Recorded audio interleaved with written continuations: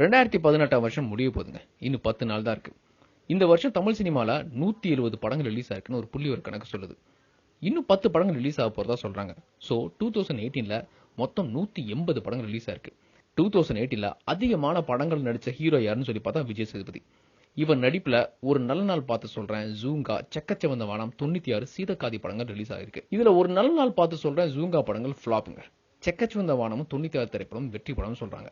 சீதக்காதி திரைப்படத்துல கௌரவ கதாபாத்திரத்தில் தான் விஜய் சேதுபதி நடிச்சிருக்காரு. சோ இந்த படத்தின் வெற்றி தோல்வி விஜய் சேதுபதி பாதிக்க போறது இல்ல. இருந்தாலும் இந்த படத்துல விஜய் சேதுபதி சிறப்பா நடிச்சிருக்கதா எல்லாருமே சொல்றாங்க. விஜய் சேதுபதி கதாநாயகனாக நடிச்ச தென்மேற்கு பருவக்காற்று திரைப்படம் 2010 வருஷம் ரிலீஸ் ஆச்சுங்க.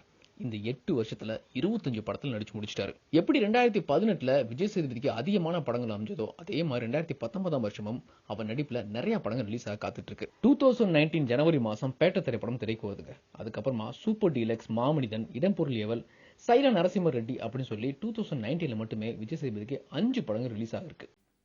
ஹாய் வியூவர்ஸ், உங்களுடைய போரிங் டைமை என்டர்டைன்மெண்ட்டாக மாற்றுறதுக்கு மறக்காம தமிழ் காசிப் சேனலை சப்ஸ்கிரைப் பண்ணுங்க.